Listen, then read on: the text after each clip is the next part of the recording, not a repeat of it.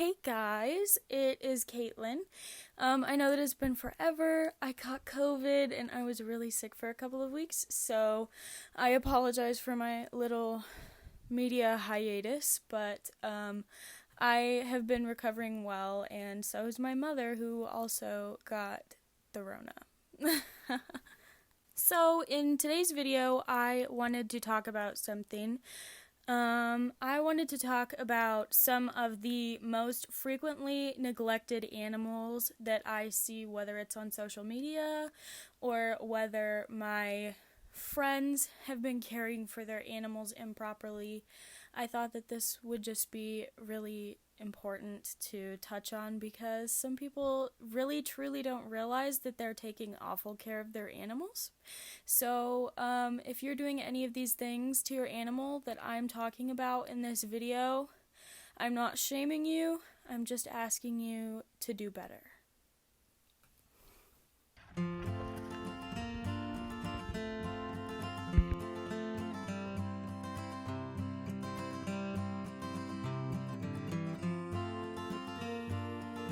You're watching Caitlin and Kiwi.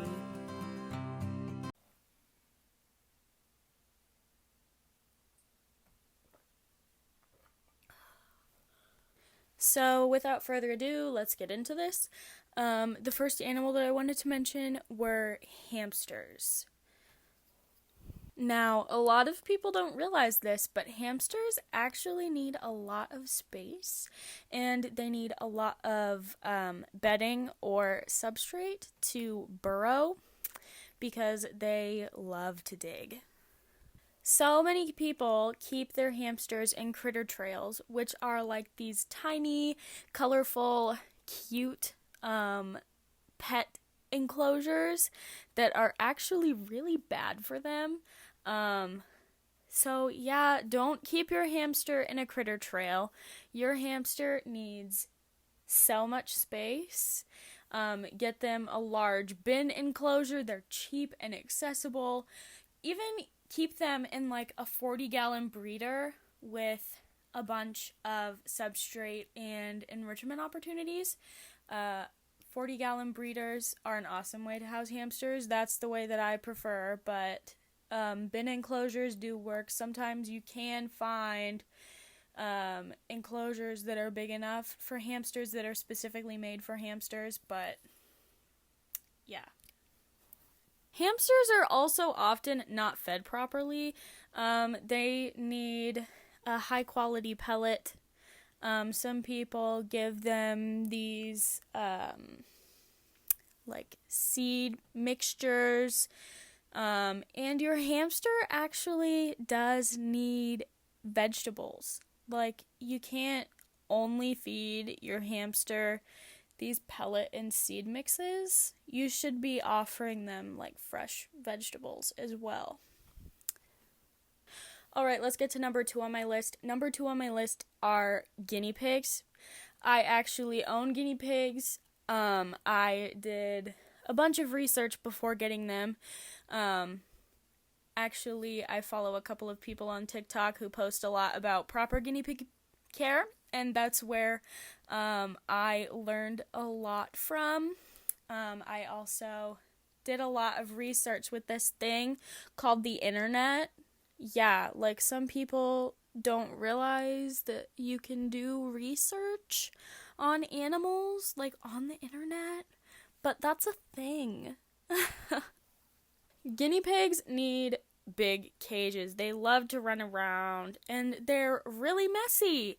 So they need a lot of space to run around, and they just need lots of space. They need lots of hideys. I see people keep guinea pigs in tiny pet store cages way too often. Those are most of the time not even suitable for a hamster to live in, so what would make you think that putting your guinea pig in there would be okay? Like, it's not okay. Guinea pigs also need to be housed in pairs or herds, large groups, small groups. You should not be keeping only a single guinea pig. Like, No, they're very, very social animals. You'll hear them talking to each other. You'll hear them, like, chattering in their enclosure all the time. And when your guinea pig is alone, your pig could become depressed, lethargic, and they could actually die because they get so depressed, they stop eating, they stop drinking, they stop functioning because they don't have a friend. So provide them with a friend or a group, because your guinea pig doesn't deserve to die just because you were too arrogant to get them a friend. There are some guinea pigs, it's not likely, but there are some guinea pigs that are really aggressive towards other pigs and they just can't be housed together. There are a few cases like that I've seen, that guinea pigs like truly don't like other pigs and they don't like being around other pigs. And if you have a guinea pig like that, that's fine. Just spend lots of time with them because they are still social animals. You can't just throw them in their enclosure and leave them be for weeks. Like, no. Your guinea pig, if you're housing it by itself, which is just, if you're housing it by itself, do your due diligence, do your research, because you don't want to be harming your guinea pig in the end. Yeah.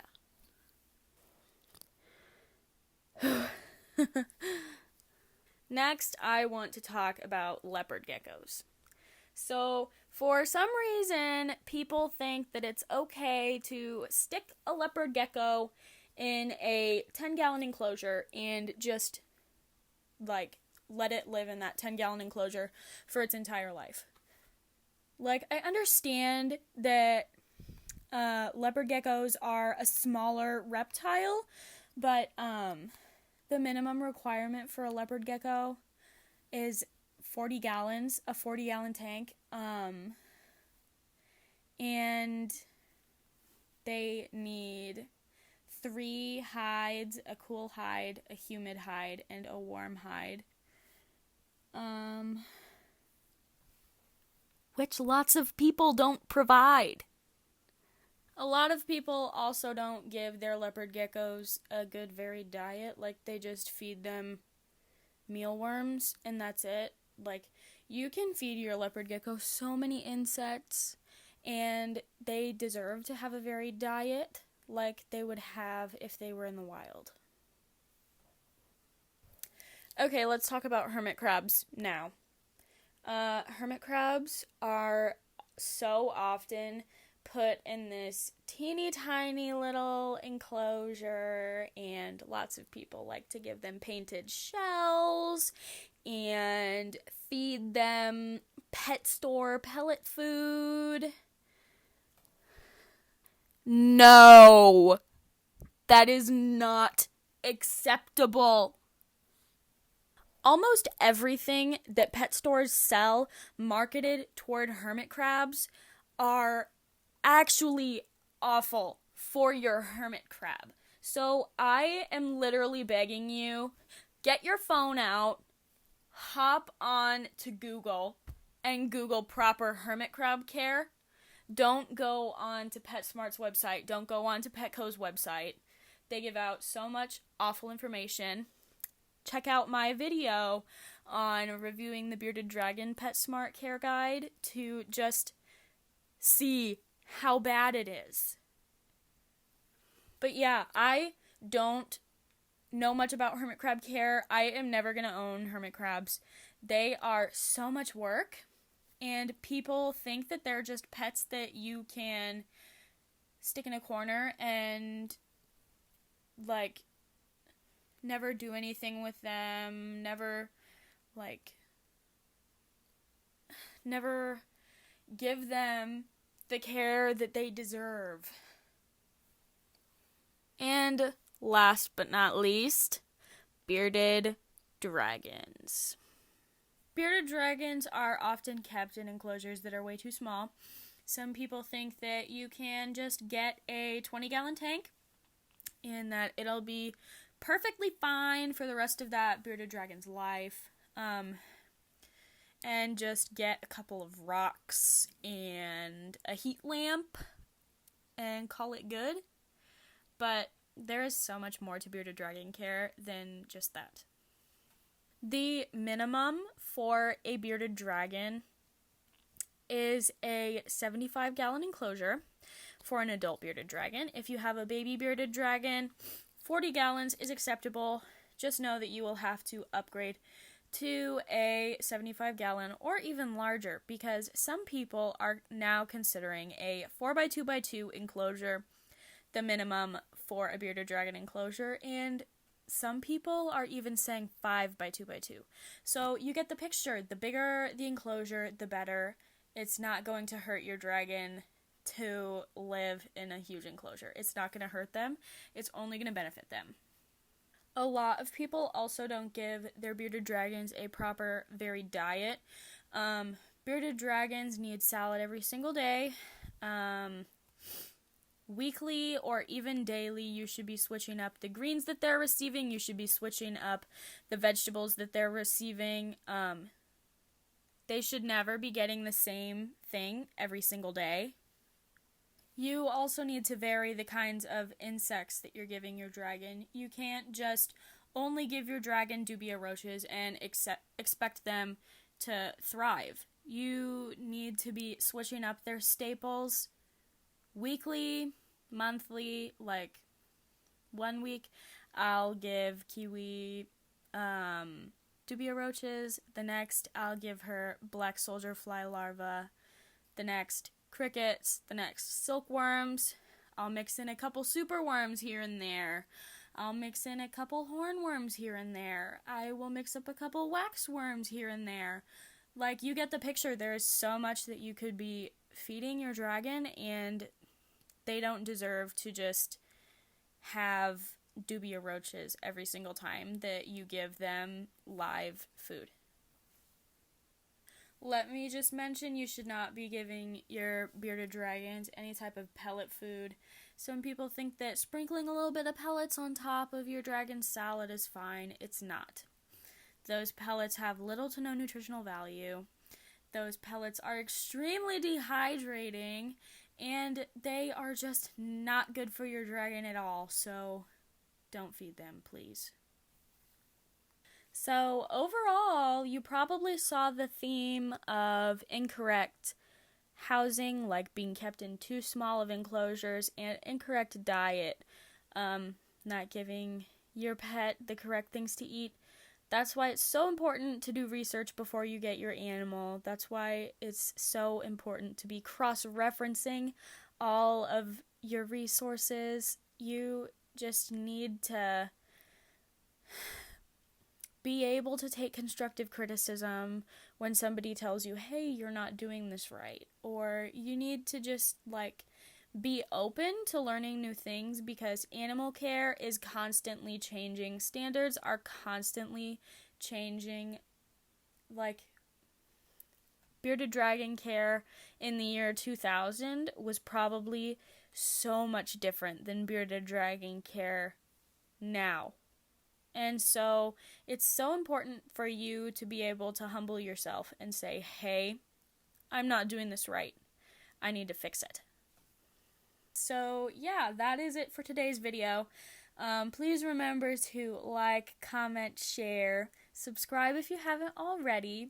And I'm going to be starting this new thing, shoutouts, every week at the end of my videos. So to enter to be next week's shout out at the end of the video, go to my Instagram, make sure you're following, and comment your favorite part about this week's video, and you will be entered to win next week's shout out. Make sure that you're following my Instagram, and make sure that you're also subscribed to my YouTube channel, because I will be checking. And make sure to hit that notification bell so you can be notified when I post more content, because I am going to be working my hardest to post more often because I just keep forgetting sometimes. So, yeah, thank you guys for watching, and goodbye. I hope you have a fabulous day.